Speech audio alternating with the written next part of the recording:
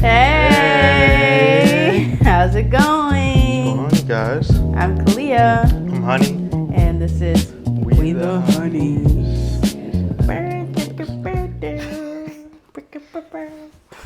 You trying to mock me? No, I'm not trying to knock. I'm not trying to knock you or mock you, baby. I'm just talking. Anyway, how you doing? Good to see you. Yeah, it's good to see you. I mean, I see you every day. Every day. But good to see you in this setting. Yeah. How you feeling? It was just Father's Day weekend. Happy Father's Day. Thank you. Happy Father's Day to all the dads out there, all the mighty men of God. Yeah. Yeah, how you doing? How was your Father's Day weekend? It was crazy. It was chaotic. Yeah, it was. It was full. Yeah. Yeah, it was a full weekend, and then we took a trip, and that was fun. Yeah. What was your favorite part? What did we do? We went to a theme park, which that was really fun. We had a few hours there. A produce-themed theme park. Produce-themed theme park. Yeah. It's about on brand for us. Yes. We're fall people. There were garlic I really appreciate fall. I appreciate the weather, as you can probably imagine. Yes. It is too hot here for me. It's too hot. We took a train ride. That was the first theme ride we took. That was a long wait. I waited an hour and a half to take a train ride at the theme park. I thought it was 45 minutes. It was worth it to me to see Bubba's face. Yeah. He was like, choo choo. Yeah. Yeah. He loved it. He had a lot of fun. We had a lot of fun. Yeah. And then we went down to, where is that? Carmel by the Sea. Mm-hmm. Very bougie. Didn't realize how bougie it was. I liked it. It was fun though. It was pretty. We like architectural stuff, so architecture in general. So we really appreciated it. It's like old German farm style homes. Yeah, there's a lot of storefronts, a lot of different food there. Yeah. We spent about 30 minutes there, and we had forgotten our stroller at home. I forgot the stroller. Yeah, you minimized the need of the stroller. Yeah. So we had to go buy an emergency stroller, and then we got the stroller and then realized that there was a fisherman's wharf down the street in Monterey. So we ended up going and doing that instead for a couple of hours. But it was fun. It was nice to be out of the valley. Yeah. And in the ocean breeze. Yeah. And to have a night away from home too was a good reset, I feel like, especially for the summer. So yeah, really good reset. Glad you enjoyed your weekend. Yeah, it was really fun. Really enjoyed it. It was a nice relaxing trip away. It was actually an audible, but it was probably the best audible it was that we could have done. Yeah, because we had plans to go somewhere else, and then those plans fell through. So then we were like, well, we have to do something. We need to get away. So we did that very quickly, basically planned it the morning of, packed our car, and then left. So, But those are the best trips. Those are the most fun trips. It was a really good weekend. So anyway, what would you like to talk about today? Yeah, it's really, we want to talk about it. It was something that we put a poll on Patreon for, 4 different subjects to talk about, to really get into. The most voted for was evangelism. Yeah. And we love evangelism. We do evangelism every first and fourth Friday, which is this Friday too. So we're going out this Friday to evangelize downtown. But it was a subject that was more than the rest, so we'll talk about that. We'll talk about the other subjects too. And if you guys aren't already, hop on Patreon. Bunch of good resources there for evangelism, apologetics specifically. Apologetics. And if you're on Patreon, engage with the resources. We put a bunch of stuff on there, freebies on there for you guys to connect with. So make sure that you're taking advantage of that too, because there's some really good information on there. There's cheat sheets. There's ebooks on there. There's in-house made stuff by us specifically. Yeah, there's a variety of different things. And there's there. a family group chat, so if you have a theological question, you can ask it, and we'll respond. And yeah, there's a lot of good stuff on there. But this is not a Patreon promo. Just to say, if you're interested in developing evangelism, there's a lot of cool evangelical tools, or evangelistic, not evangelical tools, in the Patreon. That's gonna get some heat. That's gonna The get some heat. Patreon as well. So the prompt that you asked what people would be the most interested in was how to evangelize. So we're going to try and take some extra time to talk about that and give you guys more resources about that, and, you know, hopefully give you guys some insight on how to do evangelism. Mm-hmm. When somebody asks you, how do you evangelize, what is the first thing that comes to your mind? How do you share the gospel? Yeah. Yeah, I think that honestly the first thing that comes to mind is just like, how do you share the gospel? Yeah. And how do you do it without being weird and awkward about it? Right. Because a lot of the time, I mean, I'm sure everybody before they came to Christ had a stigma of people that were at like your door, like Jehovah's Witnesses, for example, like they're kind of the example that Door knockers. you think of. Like they come, they knock, this big old smile, and then they like, it's like a language that normal people don't really speak. So being a human being in sharing the gospel is very important. So being not likable necessarily, but pleasant. Yeah. Not like approaching people like you have a hidden motive. Yeah, like yeah. And not like overtly overextending yourself into somebody's space also. That's the first thing that comes to mind. Yeah. Because people get turned off by that immediately, and they're like, there's something off here. It almost feels cultish if people are unhuman like when sharing the gospel. Right. Yeah. Yeah, that's what I would say first thing. It reminds me of that SpongeBob episode where SpongeBob's all smoothed out and he's like, "Hi, I'm normal." Yeah. That's how it feels. It's like there's a lot of like small talk, but it feels fake. Like it doesn't feel like people actually care about the person in front of them as much as like meeting a quota or trying to add somebody to their numbers, or even trying to overpower or domineer someone with information. I feel like that happens a lot too, where it's like, okay, but do you see the testimony standing in front of you? Like, have you asked this person about their story, their religious background? Because I see a lot with trying to proselytize to people. There's like a presumption that the people that are being proselytized are unchurched, have never had any kind of encounter with the gospel whatsoever. Yeah. And it can kind of come off condescending, honestly. That's at least something that I've experienced specifically as a Black Christian and a Black woman who's a Christian. Is I have had a lot of interactions with non-Black people, non people of color who are Christians or evangelicals. And when they've approached me sharing their faith, it's often with the presumption that I'm unchurched, I don't know Jesus. There's not a lot of asking questions. And so I feel like that's a huge part of evangelism too, is like asking people questions before presuming their worldview.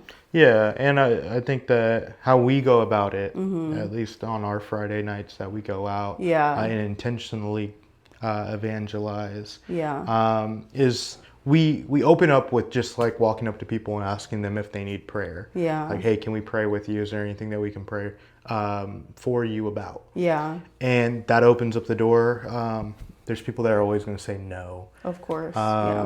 There's going to be people that are open that you wouldn't even think are open to wanting prayer, because they just think that prayer in general is good. It's helpful. So that's an opening to share the gospel right there. And asking them, like you said, asking questions, getting to know them and their stance a little bit better. Do you know who Jesus is? Do you know what the good news is? You know that's the gospel. And from there going down of like, okay, like, did you guys know that Jesus died for you? So on and so forth. Just sharing the gospel with them, gauging how they are. how church they are. Yeah. Is probably the best way to say it. Because there's a lot of people that know the gospel, but have questions also, or Right. wrestled with things. Like we've ran into so many people that have been in church their whole childhood, Right. up until they're about 18, and they're like, I make my own decisions. Yeah. And they have questions, Right. or they have these stigmas in their minds about things that nobody ever answered, nobody ever like worked with them through. And you could be the person that they meet that the Lord is like, hey, like, let's reel them in. Right. Like, this is the moment that, like, you've been studying, I've been revealing things, the text to you, you're watching all this content online, but what is it for? And it might just be for this one person to help them answer a question. Yeah. And dude, it could be the simplest thing ever. It really could. Like, Yeah. what color was the cross? I don't know. Like, Yeah. like there's honestly, there's these things, these really simple things that we talk to people about, and it just snaps for them. Yeah. It's like, that makes sense. And it's like, man, like, I study philosophy to like also debate people, Right. and like all these other things, but it takes minimal things for people to be like, I've been questioning that my entire life. I'm glad that you were able to answer that. And yeah. Yeah. It takes minimal effort to be able to respond to that. And that's where the gospel is, right? Like, Yeah. knowing the gospel is knowing the story of the gospel, the effect that the gospel has on humans, and knowing the ins and outs of that. And to really evangelize to people, I would just say, honestly, study the gospels. Yeah. Study who Jesus is, what Jesus did, and what he is doing in people's lives. Today. Yeah. Yeah. And even the book of Acts would be a great place to start too, because you see the early church booming, and you see the Holy Spirit empowering the early church to be able to go out and evangelize and share the gospel with people and add numbers to the church. So it really is, I feel like, just about really seeing people instead of trying to, I mean, scripts work, and like, I'm not down in the Ray Comfort method or anything like that. Scripts can work, but I think cultural competency is huge. Like, I think, I mean, that's why there's such like a big world of urban apologetics, specifically with Chaplain Kevin Betten and Dr. Eric Mason and Preston Perry. Like, it's really important to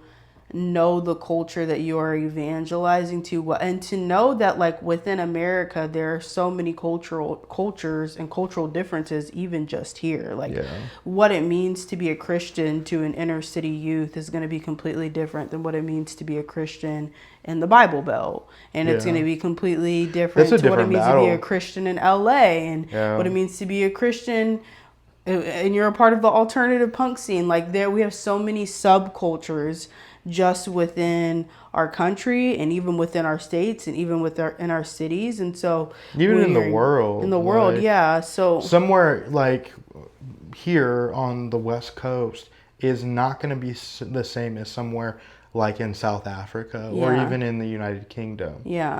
And it's about, like you're saying, knowing the culture and being in the culture. That's very important. Because there's so many pastors and there's so many evangelists, so many missionaries that go places, and they're just like, this is where we're going to plant, but they don't actually plant roots into the culture and the community, and that's where things fail. Because what happens is you build rapport with people when you integrate yourself into their culture. But if you are just going somewhere to integrate people into your thing, people sniff that out very quickly. And it's better to be empathetic and compassionate to people's subcultures than it is to, hey, act like me, look like me, be like me. Like, there's been so much discourse online, even like on TikTok, where people are like, when I got saved, I felt like I had to fit this very Christian niche bubble of like how I dress, how I speak, what I look like. And I just think that's toxic for the gospel going forth, because when we evangelize the nation, so to speak, or when we evangelize subcultures, the potency of the gospel can now go into those subcultures through those people who are now lit aflame. Yeah. And now their entire subculture changes because of the encounter that they had with the gospel. Yeah. Versus us trying to change and manufacture what that person should look like or talk like or be like, or presuming where they stand in the faith. Instead, they're empowered to take the gospel back to the group of people that we might not ever be able to reach because of what we look like and how we speak and how we act. And so I think it's really important in evangelism to understand like the uniqueness of each person, and just that everyone bears the image of God, no matter how different they look or how different they speak or how different they act. Everyone bears the image of God. And if people get saved, they can change the trajectory of whatever track they come from. You know, it could change everything for them and for their friends and for their family. So I think cultural competency is a huge part of evangelism. I also think just being okay with like the fact that people are we don't want to be intentionally weird, right? Like we don't want to be weird for weirdo's sake or offensive for offensive's sake, but knowing that like the gospel is offensive and most people are anti-Christ. Unfortunately, they carry an anti-Christ spirit. And so it's okay if people reject you, and it's okay if it's awkward. Like Jesus says, like the world hated me at first. Of course they're gonna hate you. Like take heart in trials and tribulations. So it's okay for things to feel weird when you're launching a conversation with someone. Most people don't expect you to come up to them asking them, hey, is there anything I can pray for you about? Are you familiar with the gospel? That's a pretty like, you know, in the hot seat question that people aren't expecting, especially in what we do on a Friday night when they're going to and from wherever they're going. And so just being okay with the fact that it might be a little awkward and people might reject you. Like, that's okay. What does Jesus say? He says to dust the feet from your sandals and keep it moving. So what we're not going to do is assume that people are going to say no. We're not going to assume that people are going to reject us because we're afraid of getting rejected. Instead, we're going to put ourselves out there because this is bigger than us. A big part of evangelism is realizing that the gospel spread is so much bigger than you, and we have to be able to swallow our pride. And going back to the culture part of it, I think that a lot of people put their identity in culture. A lot of people put identity in how they look as a culture. This is why we have so much of a divide, even in the modern day. Like the Hebrew Israelites, the black Hebrew Israelites always point out, you worship a white Jesus. Look at this image of, I forget who it was, of like Da Vinci's lover or whatever the image is that's commonly used for Jesus. And it's like, no, like that's not. That's actually not what I see. That's not what, not at all. So, and historically, that wasn't even the case. Like, they would always paint Jesus as they looked in their culture. So, I think that we also have to present the gospel in the same way. How do we paint the gospel? Not repaint the gospel, but paint the gospel into our culture. Or even like intertwine the gospel into our culture, because the gospel stays the same even though the cultures change. Right. So how do we present? How do we weave that back into it? Yeah, that's good. How do we present the gospel in a way that's effective to our culture and our city and our neighborhood in 2026? And realizing that it's not like a blueprint or a one. There's no real blueprint to it all. That's the hard... blueprint is Jesus. That's the hard part. Like when people ask us, like, "Oh, how do you evangelize?" You're like, "Great resources on evangelism," gospel. And I'm like, "It's the gospel. It's just the Great Commission. It's just Matthew 28:19, and it's following the instruction of Jesus when he says, go to the ends of the nations and make disciples." And so I don't think a lot of it, I don't necessarily think is like people needing more tools. Like, obviously more tools are helpful, but I think the biggest part of it is fear. It's like, am I going to do this the right way? Am I going to mess up? Am I going to drive people away from Christ? Am I going to present the gospel rightly? And I think there's that's more so an anxiety thing than like a not knowing what to do. And so I always That tell never people, goes away. That never goes away. Yeah. So, and the only time that doesn't even go away, it's when you're in constant rotation or constant flow of presenting the gospel or sharing the gospel with people. It just becomes so natural. And it's like when you're on a bike, the first time you get on the bike, it's hard, you're wobbling, but once you're going, you're going. Right. So it's easy to go, but it's harder to start.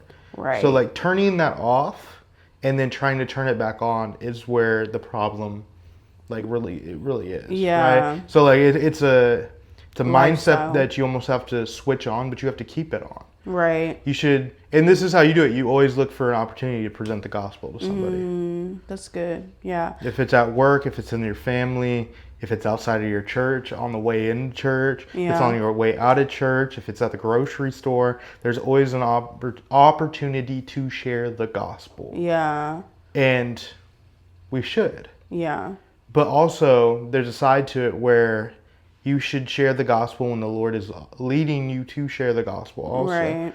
And I think it's a tension. Mm-hmm. And I guess that like leads to the next question of like, when do we know when to share the gospel and when to hold our tongues? Yeah, I mean, like you're saying, the gospel should be a habitual habit. Like, we should always be looking for opportunity to share the gospel.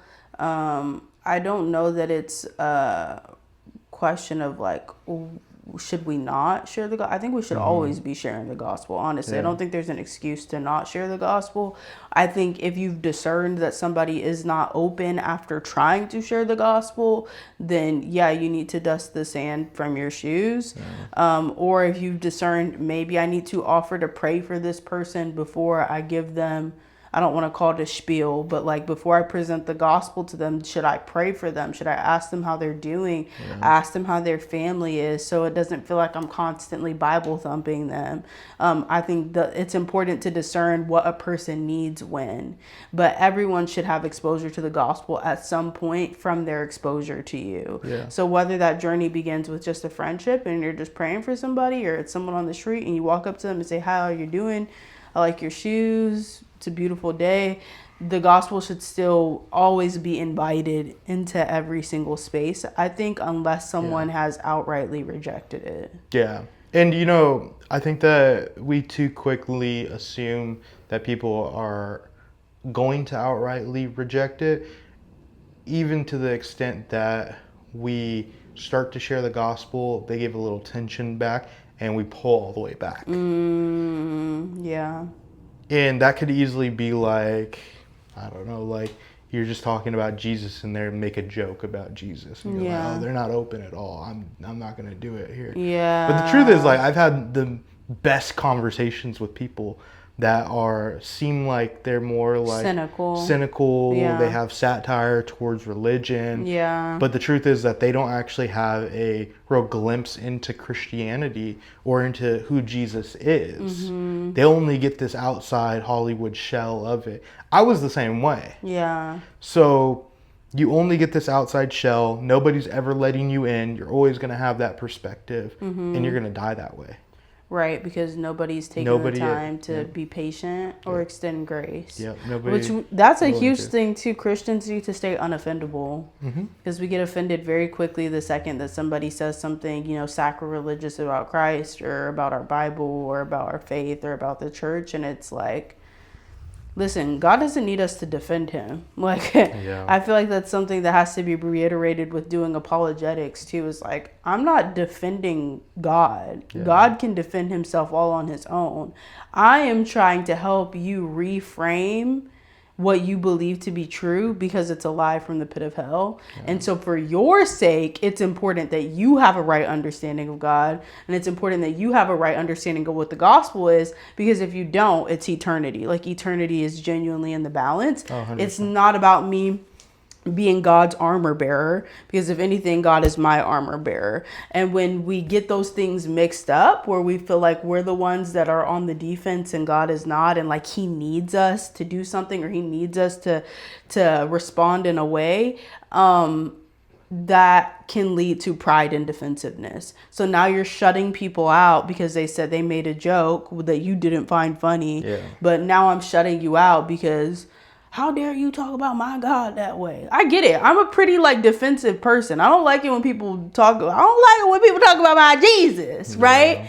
But how much of that is flesh and how much of that is pride, where you're now disallowing people from experiencing grace through you, because we get to be an extension of grace to people. And if we are just as cutthroat as they are, then they're not experiencing something different, which is the grace of God. Yeah, I'll give this story too, and then we can kind of flow through it. It's really good. Like, yeah, how are we showing the grace also that God is showing us? I had an experience where I was walking back to my office during lunchtime, and somebody, this older gentleman, asked me where the light rail, which light rail to hop on essentially to go to this location. And I know my public transit very well. I take public transit just about every day that I'm in office at work. And I was just like, oh yeah, of course. Like, I took him over to the map. We were looking at the map, and before I walked away to walk off and back to my building, I told him, hey, Jesus loves you, God loves you. And I felt like he wanted me to tell you that.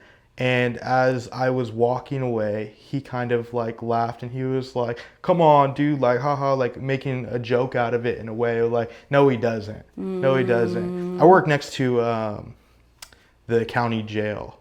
My work office is next to the county jail. So we get a lot of people that exit out of there, and like I have really good interactions with people out there.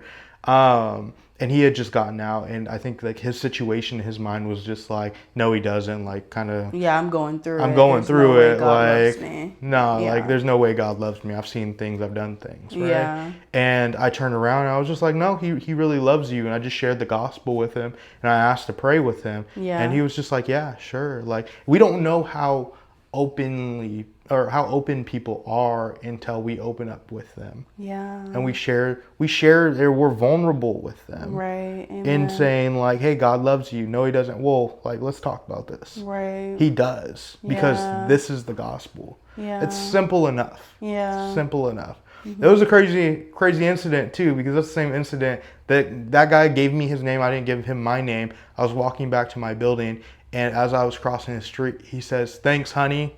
I was just like, bro, like, I didn't tell this man my name at all. Yeah, and I know so I went crazy. back in the conversation so many times in my head. It's like, I didn't tell this man my name. Yeah, that's insane. Yeah. That's crazy. Yeah. Yeah. But could have been a divine encounter, or just like the Holy Spirit communicating to him who you were. Yeah, that's really cool.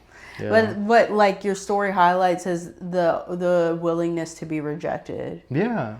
And we have to be willing to be rejected. Yeah, you don't have a hardened heart for people because you're afraid of being rejected, or you're afraid of culture rejecting you. Yeah. Christianity is your culture, Jesus is your identity, so you should take that on before you take on the world. Right. Which we shouldn't even take on the world other than to bring people out of the world. Right, absolutely. Yeah. But don't be afraid of it. Yeah. Because just as quickly as you're offended, people are going to be offended. And they're also going to see that you're offended or that you're closed off. And they're going to be like, why is that? I have even more of a reason to pick at you, to make fun of you, or even not want to walk with you or walk with this God that you say that you have. Yeah. That's good. So when do you think it's time to stop? We talk all about pursuing people, even if they're offended or they say something rude. When do you think is an appropriate time to stop pursuing someone? Because we've had a few interactions where my pursuit of people has led to people threatening me or whatever. So when do you think is a proper time to like draw a line and say, okay, you clearly don't want to know the gospel. Yeah. I'm going to wipe my hands of this. I'm going to move on. double check it. That's what I do whenever we're out. I'm like, yeah, you guys want prayer? No, we're good. Are you sure? Yeah. You don't want prayer, bro. Right. I know you want prayer. I know you need prayer. It. Yeah, I know you need prayer. Yeah. And if they're still like no and they're walking away, I think that it's better to not chase them down. Right. I mean, there's times that we walk with people when they're walking from place to place sharing the gospel because everybody decides they're in a hurry. In a hurry, yeah. And it's only because they're open. And they're like, yeah, pray for me. I'm like, let me walk with you and I'll pray as we walk. Yeah, that's always great. Let me walk with you. I'll talk to you as we walk. Yeah. If you are open, if they are open to talk to you, to engage with you. And a lot of the time it's like people don't want to engage because they're with other people. Yeah. And those other people don't care to engage, so they just keep on walking. Right. Yeah. And so that's a picture of they're going to hear the gospel too, but knowing, sorry, what were you going to say? I was going to say that's a picture of going where people are too, like not just expecting people to stop for you or to come to the church or to come to a Bible study, but actually inconveniencing yourself and walking someone somewhere just so that you have the opportunity to share the gospel with them. Yeah, so being okay with inconvenience. This is still us going and following and talking to people.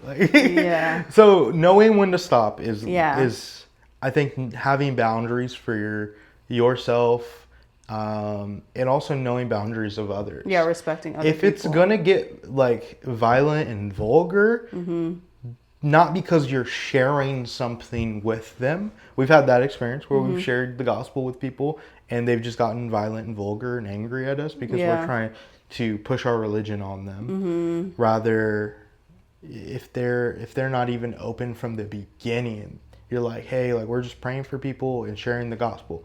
No, we don't want it. Like I said, double check. Are you guys sure? We can just pray with you, whatever the case. No, we're okay. All right, cool. That's my boundary. I have the double checks. Yeah. Like, I'm like, okay, I doubled down, made sure that it wasn't like, just the flesh that said, no, we don't want this. Yeah, and then, right. Yeah, sure, we'll pray. Yeah. I think everybody should have their boundaries. Yeah, I think that's good. Yeah. Yeah, I think for me, when I'm approaching a group of people, my boundary is always checking with everyone, because a lot of the times you'll see in a group where like one person is domineering the group, and so everyone just follows suit to what that one person does. So instead of just presuming that because this girl or this guy said, no, we're not interested, not assuming that they speak for the group, and actually asking each individual, hey, do you know the gospel? Are you interested in hearing the gospel? No? Okay. Let me ask your friend. Does your friend want to hear the gospel? No? Okay. Let me ask this person. Do they want to hear the gospel? And so seeing everyone as an individual instead of a collective, because like you said, a lot of the time people will just keep walking because their friends are walking, even though they're interested. And so they'll engage too, which is crazy. They'll engage as their friends disperse. Yeah. One of the big groups that like I talk to is a lot of younger teenagers who like obviously they're running around in the street doing stuff they shouldn't be doing. Yeah. I talk to them and their friends always begin to slowly disperse. Yeah. Begin to like kind of fade away. Like I mean they're always trying to chase girls. So there's some funny stories with that.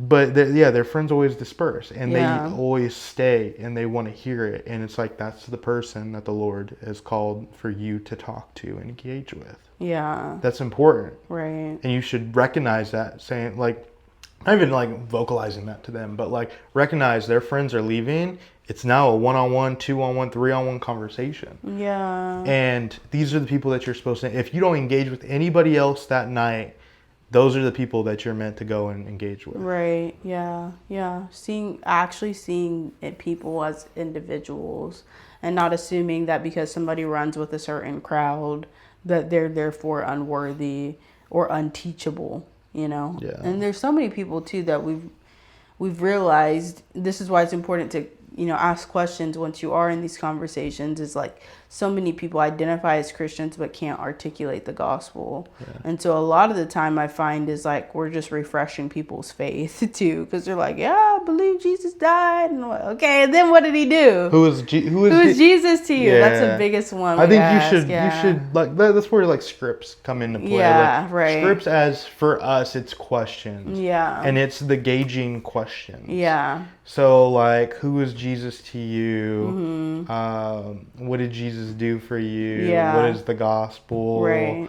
After hearing the gospel, what does this mean to you? Yeah. What does this mean for your life? Yeah.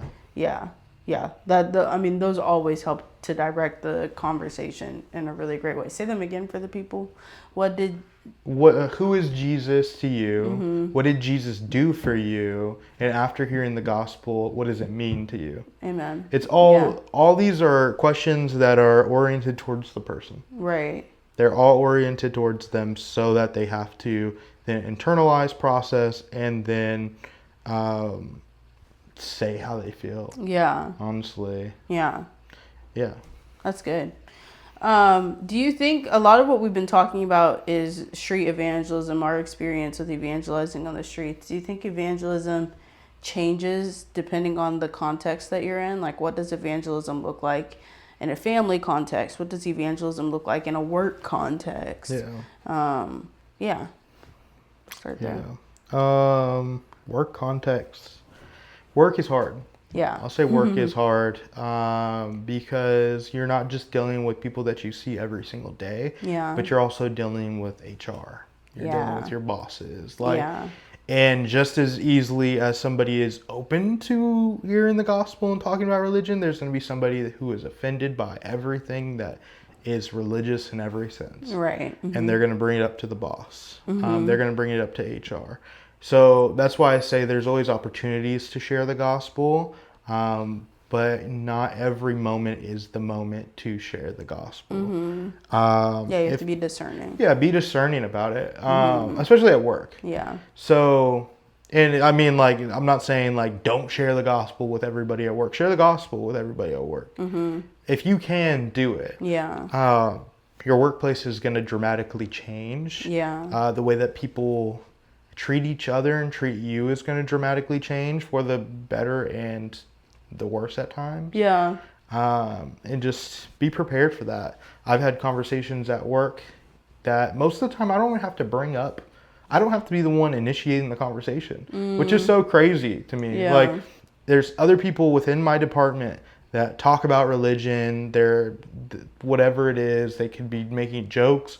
There's a guy who talks about it seriously and kind of explores. And there's always opportunities to talk about Jesus, to talk about the gospel. Take the opportunity. Like I said before, you guys are reading and watching videos about Jesus all day. Go ahead and go tell your friends, go tell your coworkers about Jesus, because you should already be well equipped enough to move off that milk and move to the meat, you know. Be a contributor, not a consumer. Yeah, exactly.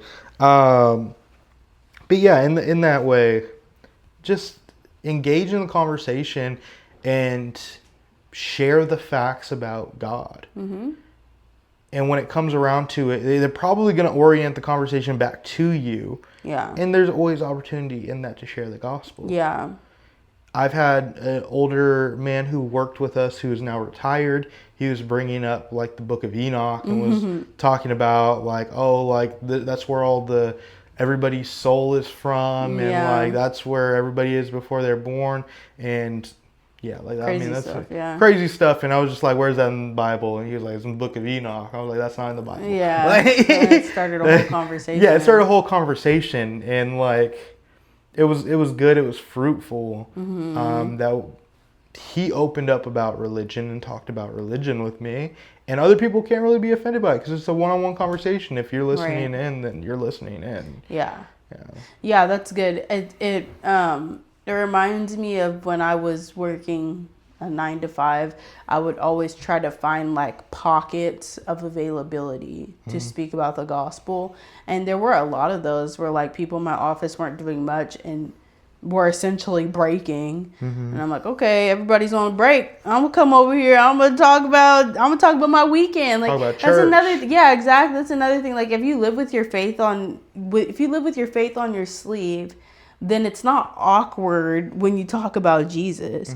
If somebody asks you how your weekend was and you're like, oh, I went to church and God moved mightily and this is what our pastor was talking about and it was really good for me. If you live that way, instead of like having your faith and your church activity in your community all in secrecy, then it's a lot easier to bridge gaps with people who don't know Christ because they just see that as a part of your lifestyle. So now people are asking me, oh, how was church this weekend, Kalia? Because they know that's what I do. They know it's a part of my lifestyle. And so looking for breaks throughout the day, or when people are about to take lunch, or if there's just like open space where people aren't really doing much. I had a coworker who also loved conspiracies. And so we would always talk about faith, and I gave her urban apologetics, and we had so many conversations about Jesus just because the conversations about conspiracy theories and politics and the government opened up that can of worms for me to be able to share my faith with her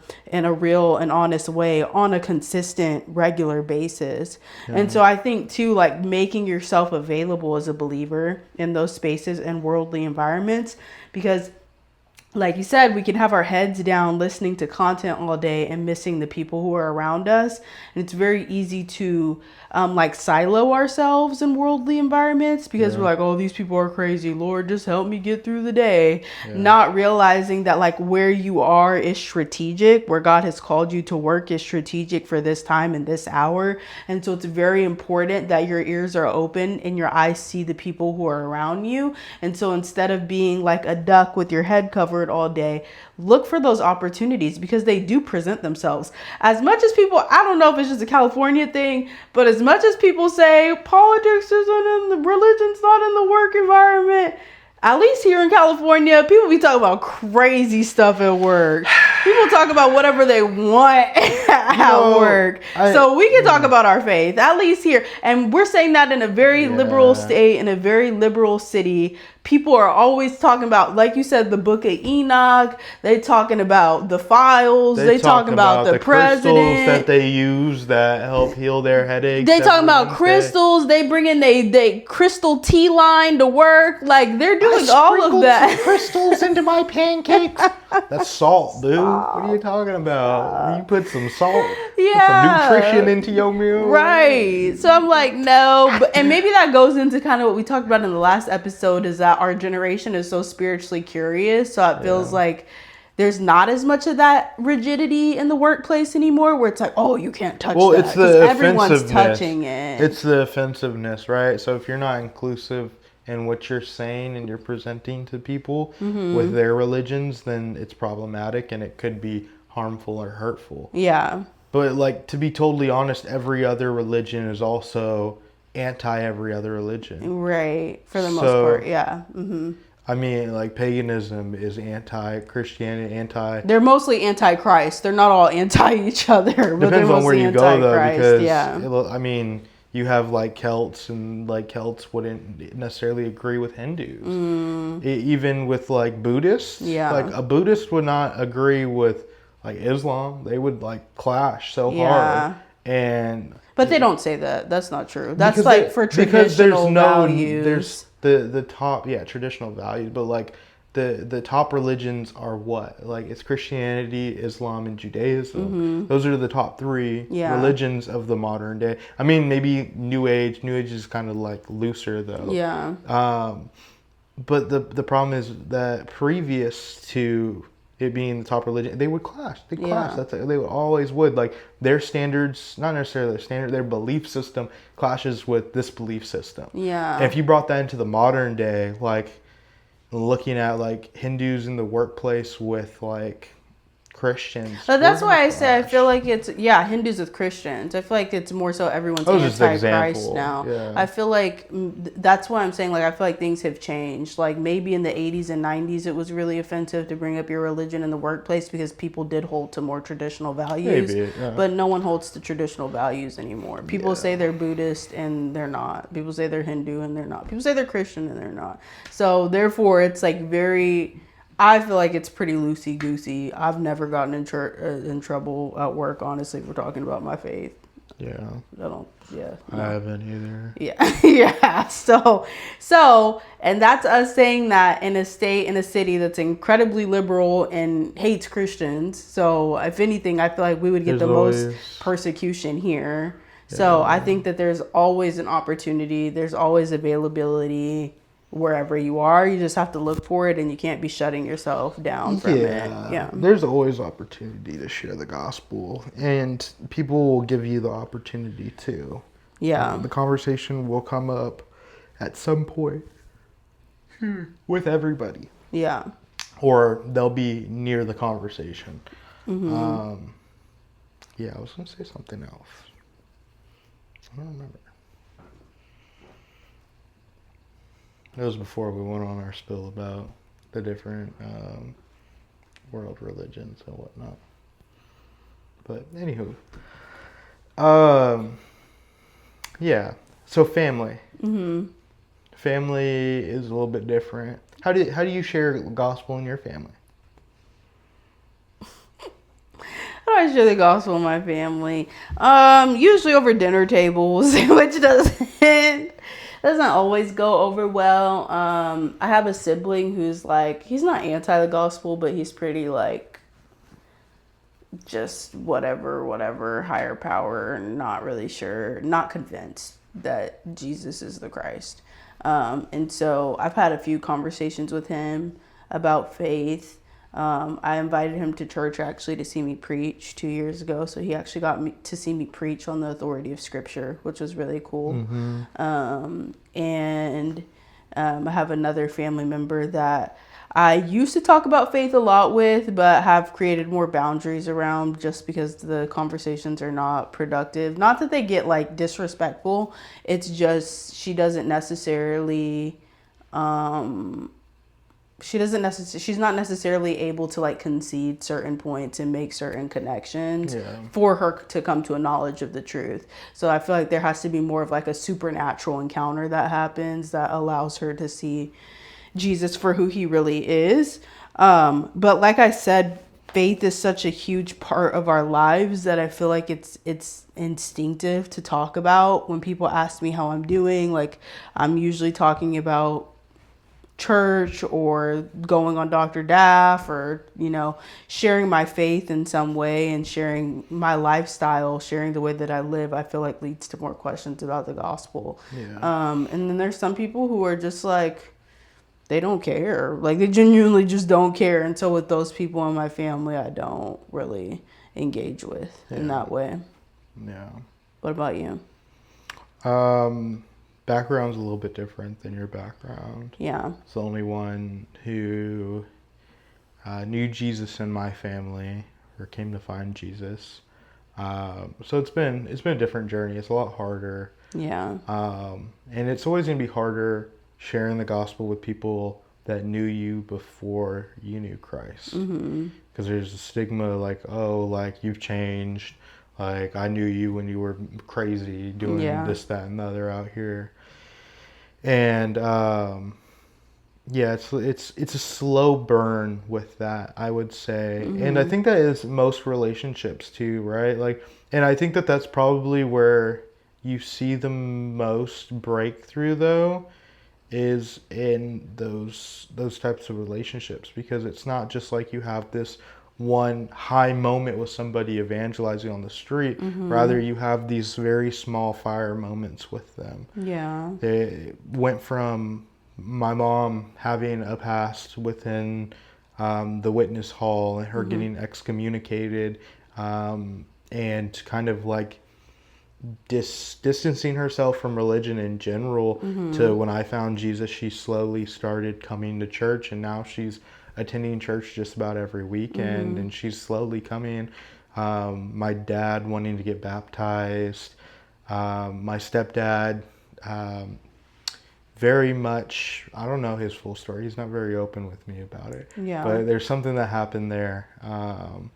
That has led him to not be open. Yeah. And he's slowly opening up about it. And he talks about different things with me, like his dad going to church now, and asked me to pray for something. He asked me to pray for his job site. Yeah. And I prayed over the phone with him. Yeah. He asked me like, what's the word of the day you got for me, or whatever. Just like small things like that. And it's like it's coming along slowly, but everybody's relationships are going to be a little bit different. Yeah. How they look, how they work out. Like it could be dinner table conversations. It could be throughout the week, but they're getting there. It's the slow steps. Right. And sometimes that's more common than these big emotional moments that you have.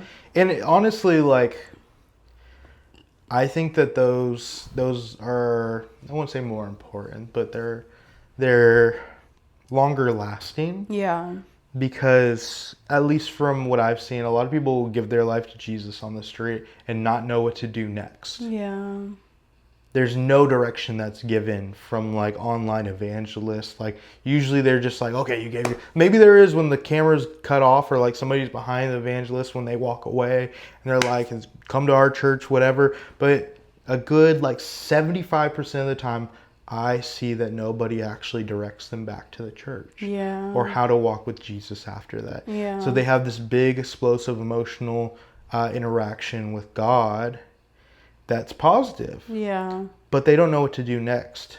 Right. And when something like that happens, it's like coal. When you light it up on the barbecue, you know, like big old flames, but they slowly smolder down into nothing if you do nothing with it. Yeah. If you don't keep on blowing on it, you don't keep on feeding the fire, you don't keep on, in the same way like overflowing the pot, then they're just gonna die. Yeah. So what are the next steps? And I think that that's just as important as sharing the gospel. Right.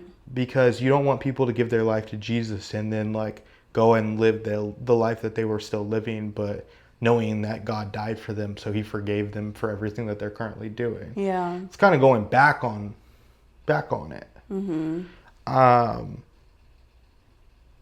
Yeah. I would say that's it's more, it seems to be more directional to have relationships. Yeah. And then directing them back to the church. Yeah. And within family, that's a lot easier. Yeah, because there's consistency. Yeah. And they're slowly coming to church with, some of them might have the explosive might not be, but very emotional moments, like right off the bat. Yeah. When you share the gospel with them. We've seen that too with like other people at church, like their family is just like coming, giving their lives to Jesus. It's crazy. Yeah. But a lot of the time it's not that. A lot of the time it's a slow burn that is getting stoked by you, by God, with the embers poking at them. Not giving up. Not being offended. Yeah. Yeah, continuing to show up and continuing to live a lifestyle that's completely countercultural to how they live too. If you struggle with sharing the gospel to a stranger, share it with family and friends. Because there's already an existing relationship. There's already what's the term I'm looking for? Rapport. There's equity, relational equity that you have with these people. They see how maybe you once lived and now are living, or they've seen how you've lived this entire time, and they're like, okay, like now I know why. Yeah. Yeah. That's good. Yeah. Yeah. Evangelizing with family and in the workplace, honestly, there's an advantage that comes with knowing people and with building relationship with them over time, and with you having a Christ-like character, because the more that you show up like Christ, the more people are going to be like, What's different about you? Why are you so level-headed when there's a crazy work situation happening? Or why are you so calm when everybody else in the family is blowing up over this thing that doesn't really matter that much? And so continuing to maintain your integrity and continuing to have those conversations with people, even if it's sometimes awkward, but there's an advantage to knowing people because you actually get to disciple them. I mean, there's an advantage to evangelizing to strangers because you don't know them and they don't know you. You don't know them and they don't know you, and that could also be the perfect formula for a God moment as well. So I'll also say too, before we end everything out, that if you are a good debater, don't go out to debate people. Because that's not what you're doing. That's not what sharing the gospel is. Not debating people. Go out with the intention of loving on people and fight for them. Don't debate them. Fight for them. There's a difference there. You're fighting for somebody's eternity. You're not debating them to destroy them on a clip. Unless it's like a high religious figure, it's different. What happens on podcasts on Dr. Daff is different than your interactions on the street. To be so for real. We're fighting for people's eternity. We love people. It's a fight for them. It's not a fight for a clip. We fight not against flesh and blood, but of principalities seated in high places. Exactly. And we need to remember the flesh and blood standing in front of us, the person made in the image of God. There's also within Acts, you see how they share the gospel, how the apostles shared the gospel with people, and they didn't walk up. And you'll see this too, when you go out, and maybe you've been going out and evangelizing to people, there's always going to be some weird people sharing some weird theological perspectives to everybody.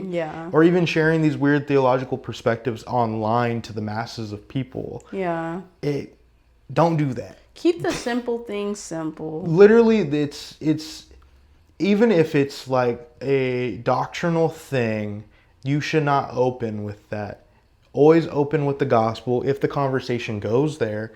But just as Jesus says, don't cast pearl among swine. What he's saying is don't give the secrets of the kingdom to people who are just going to be filthy rollovering and poop on it, essentially. Right? They're going to desecrate these things.